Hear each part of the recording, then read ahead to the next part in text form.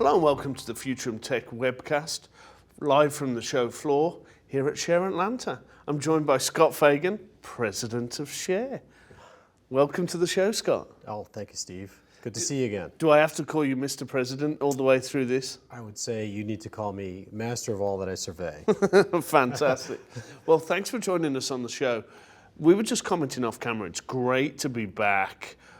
I've been saying that now for the last couple of shares, but this feels like the first one we're back to sort of pre-COVID levels. Is that where we're at? I think with this show, we're a little bit below the last one, but because of scheduling issues and everybody trying to get back in person, it's been hard to find conference space.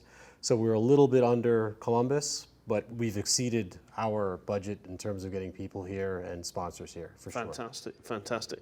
Great show floor as well. I thought that looked really good. Some of the sponsors and exhibitors have done a really good job with that. We actually have a number of new sponsors this time, which is awesome for us. Yeah, we were doing some filming on the Model 9 booth, and I think they're new to the program, which is good. So you're relatively new in the role of kind of president at Share. Yeah, Where do you see your sort of vision for the organization? It's obviously got a rich history going back decades now, but where do you see it kind of going forward? I know you're pretty visionary in that regard. Yeah, so we're trying to make sure that we keep to the past, keep what we've been doing successfully for a long time, which is the 2 conferences per year model, right? Have one in the spring, late winter, one in the summer, hopefully before the fall starts. We have to get that in before the kids go back to school.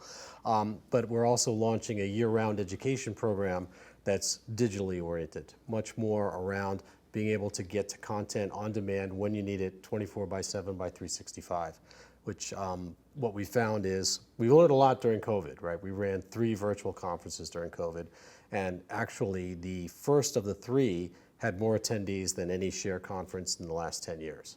We were able to reach people overseas. We were able to reach people who don't normally come, right? Because the cost is far lower. You don't have travel costs. And from that, we learned that we can successfully deliver content to people as long as we've got the secondary ability to connect with the speaker off hours, right? Either through communities, direct messaging, and things like that. And that's all going to be rolled into the learning management system that we're rolling out, starting right after this conference. I think that's really positive. I think the key takeaway for me is we went through that period as collectively as COVID. We can look back on that and look at it through whichever lens, but I think for me it's a case of we learned some good lessons. Let's take those forward. Yes, we can get back to in person. It's great to bump into you and all the familiar faces here at the conference. But I think being able to bring in those communities that are maybe not able to be here, some of the international communities. Absolutely. There's not those mainframe sort of meeting places in far-flung parts of the world, or the community's a lot smaller. Maybe there's not the access to the same level of speakers that there would be in some of those. So I think Share can play that role and become more international. That's really part of the plan, right? You look at it and you say, even if we could get, say, 3,000 or 4,000 people here for a conference, you're not reaching anywhere near a large fraction of barely 1% of the total community that comes here, if you think about it from a global community point of view. And that might be a high percentage, right? So during COVID, we ran 3 virtual conferences, which were very well attended. All of them were better attended than any of our in-person conferences.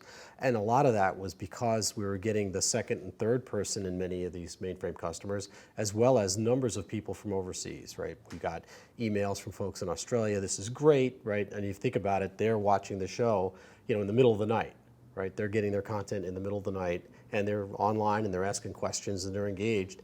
I've gotten emails through LinkedIn from folks in India, right? Somebody asking me how do I have Share in Hyderabad? How do I have Share in Bangalore?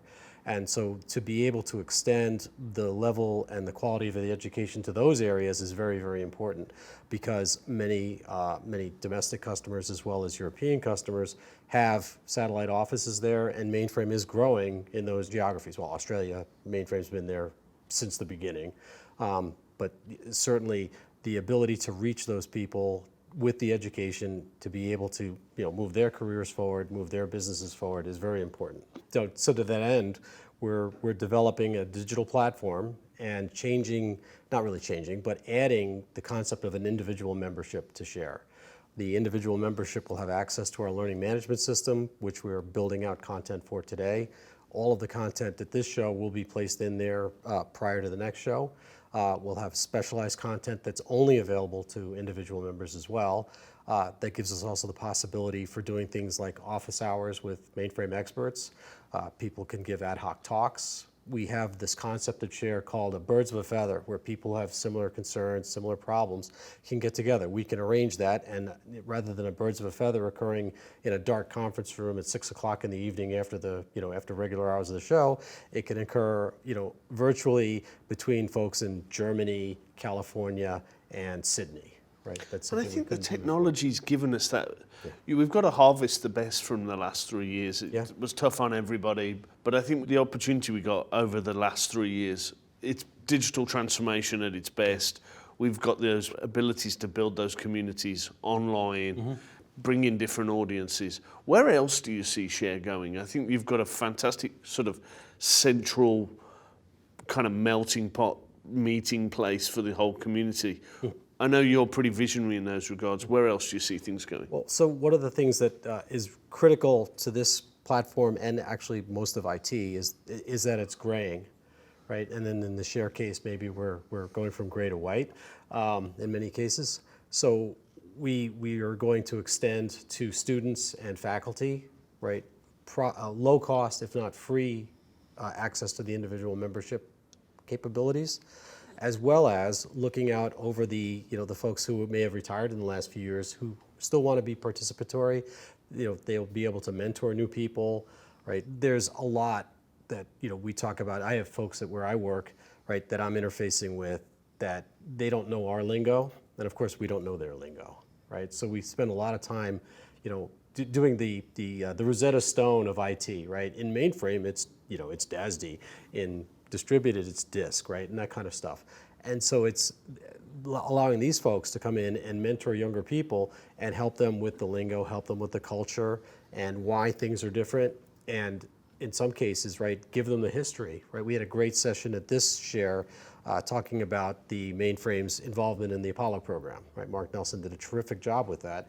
I don't think many people understood how pivotal the mainframe was in that area. So Scott, as we sit here, the next one on the agenda's New Orleans. What should we be looking for? Well, we will be back to a full-sized, full-width conference in New Orleans. Again, like I said, with COVID, everybody's trying to get back to in person, and we're just battling it out with all the other conferences that are for space. We have a full agenda being planned for that conference. I think we're going to have to make some accommodations for the heat, right? Turn the AC up in turn the AC back up. Yeah. New Orleans in August. Right. Yeah, I'm looking forward to the comment cards that say "room too hot, room too cold," which always is the favorite complaint of Share attendees. With the recent announcements of the new Z16 by IBM and ZOS 3.1, there's going to be a whole lot of new content for people to come and see. I think that it'll be an exciting program, very informative, and I invite everybody to come, right? If you're a member, come. If you're not a member, become a member and come. It's all good. I mean, even Steve here, I think, got something out of the week. So. Is this a personal invitation for me to come next time? Yeah, please come next time. We'll bring the crew and look forward to it. Absolutely. New Orleans in August. Well, what could be better? Hurricanes on the street. Fantastic. Well, thanks very much for joining us, Scott. You've been listening to the Futurum Tech webcast brought to you live from Share at Atlanta. Please click and subscribe, and we'll see you next time.